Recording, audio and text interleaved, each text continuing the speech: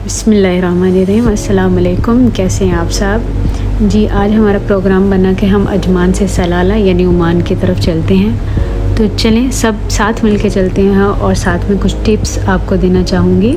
सबसे पहले तो आप अपनी गाड़ी को किसी अच्छे मैकेनिक से जो आपका ट्रस्टवर्दी हो उसको चेक कराएं। गाड़ी का टायर, उसका इंजन, उसका एसी ज़रूर चेक कराएं क्योंकि हमारा एसी बार बार रास्ते में ट्रिप हो रहा था। और बाकी मैं आपको डिटेल बाद में बताती हूँ। इसके साथ साथ आपने अपनी गाड़ी के फ्यूल का बहुत ज़्यादा ख्याल रखना है। जहाँ जहाँ भी आपको पेट्रोल पंप मिले आप अपनी गाड़ी को फिल कराते रहें। इसका बहुत सारा फ़ायदा होगा। आप स्ट्रेस से दूर रहेंगे क्योंकि रास्ता लंबा है। हर 100 या 200 किलोमीटर के बाद आपको पेट्रोल पंप मिलता है। इसके साथ साथ कुछ खाने के लिए रखें, कुछ चॉकलेट्स, चिप्स, बोतल, ड्रिंक्स, कुछ भी जो भी आपको पसंद है, ताकि रास्ता आपका अच्छा गुज़रे, सफ़र आपका अच्छा गुज़रे। और डेफ़िनेटली आपके साथ ज़रूर कोई होना चाहिए ताकि आप बातें करते हुए जाएं। अगर आपकी फ़ैमिली है तो वो तो फिर माशाल्लाह ज़्यादा ही बेनिफिट हुआ ना।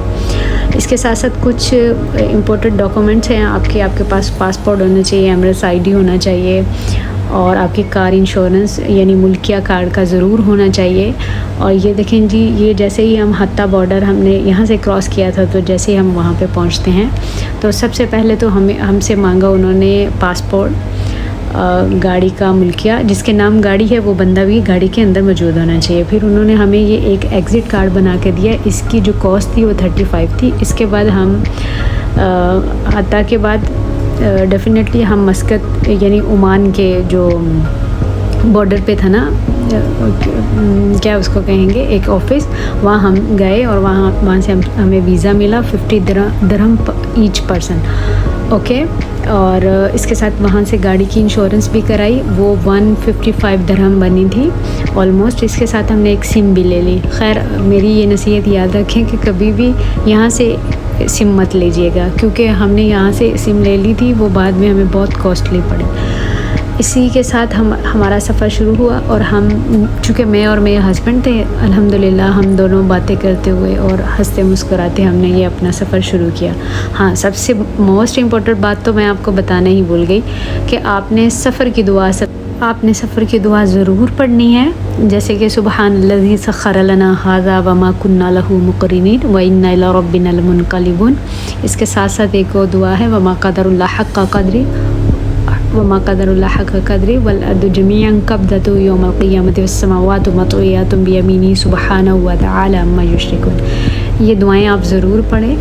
इसके साथ रब्बी इन्नी लिमा अंज़लता इलैया मिन ख़ैरिन फ़क़ीर, वो दुआ भी ज़रूर पढ़ें। इन्ना माई रब्बी सयहदीन दुआ ज़रूर पढ़ें ताकि हमारा सफ़र आसानी से गुज़रे और अल्लाह ताला हिफ्ज़ ईमान के साथ हमें हमारी मंज़िल तक पहुँचाए।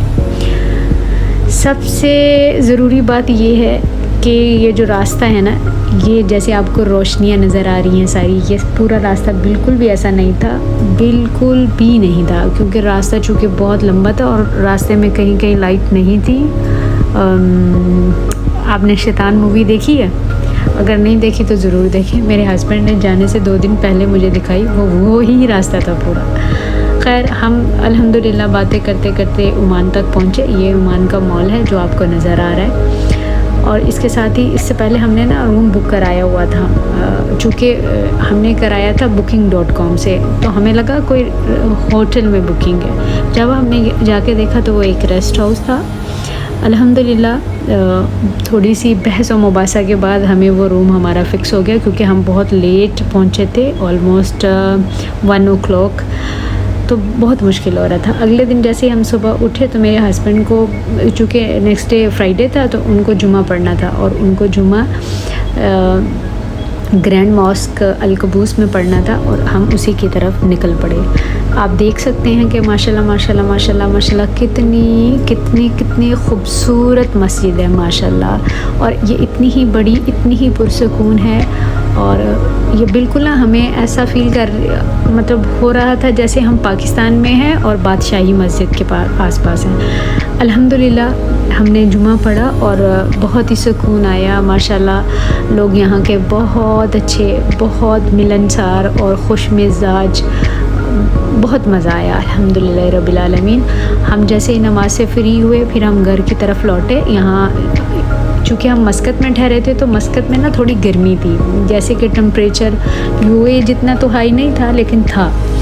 हम इसी तरह ही घर वापस आए और उसके बाद हमने थोड़ा रेस्ट किया। फिर चूँकि ये मेरा ख़्याल अभी 4 बजे का टाइम है जब हम दोबारा बाहर निकले, क्योंकि मेरे हस्बैंड को था कि जब हम आए हैं तो एक्सप्लोर करें, क्योंकि उनको फ्री रह के घर रहना बिल्कुल पसंद नहीं है। उनको हर वक्त कुछ ना कुछ आउटिंग, कोई काम, माशाल्लाह वो बहुत मेहनती, बहुत हार्ड वर्किंग है, तो इसलिए वो फ्री नहीं बैठ सकते। उनको ये है कि हमें आउटिंग करनी है, हमें घर नहीं बैठना, हम यहाँ फिरने के लिए, घूमने के लिए आए हैं। तो हम फिर बाहर निकले।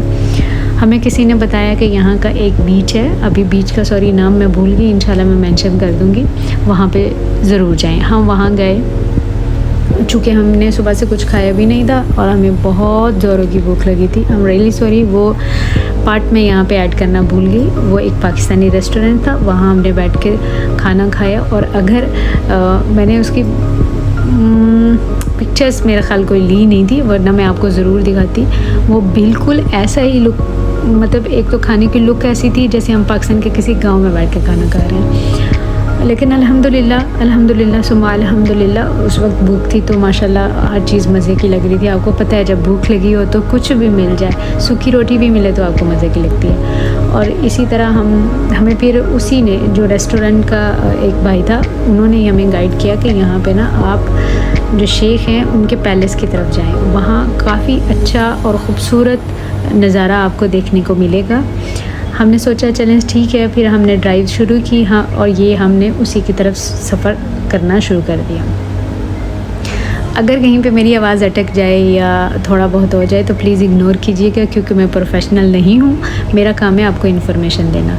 और यहाँ हम कुछ खट्टी मीठी बातें करते, यानी नोक झोंक दोनों की चल रही थी किसी न किसी बात पे।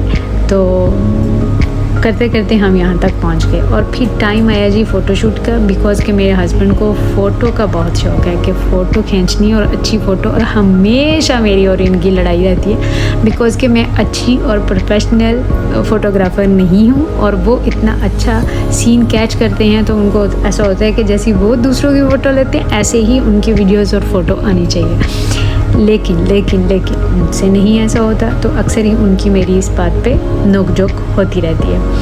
बहरहाल ये इसी तरह की छोटी मोटी बातें करते और जैसे तैसे सीन हमने रिकॉर्ड किए, जितना मैं कर सकती थी मैंने उनके साथ मिल के किया। अल्हम्दुलिल्लाह बहुत मज़ा आया। या आप देख सकते हैं कि कितना खूबसूरत नज़ारा है। ऐसा नहीं है कि ये फ़ोटो में ही दिख रहा है, ये माशाल्लाह ये है भी इसी तरह का, बहुत प्यारा माशाल्लाह। ऐसा लगता है कि आप किसी और ही दुनिया में आ गए हैं। शायद कैमरे की आंख उस तरह इसकी खूबसूरती को कैच नहीं कर पाई जिस तरह के होना चाहिए था, जो कि इसका हक़ था। और इसी तरह ही हमने सफ़र वापसी के लिए तय करना शुरू किया और हम पहुँचे जी फिर मॉल में, क्योंकि हमें थोड़ी सी शॉपिंग करनी थी। हमारा जो माइंड था ना, हम सोच रहे थे कि हम एक जैसे कपड़े पहने, कुछ थे हमारे पास लेकिन वो डेज़ के हिसाब से ना एक जोड़ा कम था। अब हम गए मॉल में शॉपिंग के लिए, तो सबसे पहले तो मैं इसकी जो प्राइजेज़ हैं उनको देख के हैरान रह गई। और ये चूँकि ओमानी रियाल में थी, मैं हर एक चीज़ को यूएई के जो दरहम है उसमें कन्वर्ट करके सोच रही थी और कह रही थी। मेरे हस्बैंड क्योंकि थोड़ा सा बोल रहे थे कि जब हम वो यूए में होते हैं तो आप दिरहम को उसमें कन्वर्ट करके देखती हो, जैसे कि हम पाकिस्तानियों की आदत है कि पाकिस्तानी रुपीस में कितने की शॉपिंग पड़ी है। तो अभी हम इधर आ गए हैं तो वो आप दिरहम में देख रही हो, बिकॉज़ के जो दिरहम और ओमानी रियाल में काफ़ी फ़र्क है। आई थिंक हमारा जो हमारे 10 दिरहम है, ओमानी रियाल 1 बनता है। खैर यही ड्रेस अल्हम्दुलिल्लाह मैंने ले लिया। इंशाल्लाह आपको आगे जो सलाला की फ़ोटोज़ हैं उसमें ये ज़रूर नज़र आएगा। और इसके साथ मेरे हस्बैंड की मैचिंग, उनका भी एक मैचिंग जोड़ा लिया, यानी उनकी पैंट शर्ट उन्होंने ली, इसके मुताबिक हम दोनों ने इसको मैच किया। फिर हम वापसी घर के लिए निकले।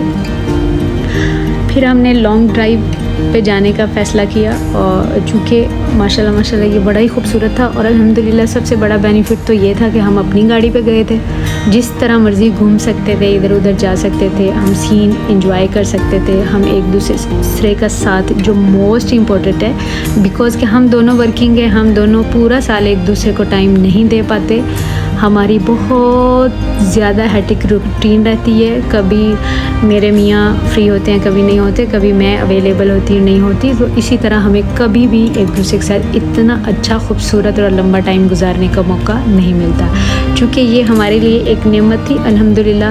अल्हम्दुलिल्लाह हमने जो सीन तो जो भी इंजॉय करने थे, हमने एक दूसरे की कंपनी को बहुत इंजॉय किया। बहुत सारी ऐसी बातें जो हम एक दूसरे से नहीं कह पाते थे, वो हम एक दूसरे से शेयर कर रहे थे।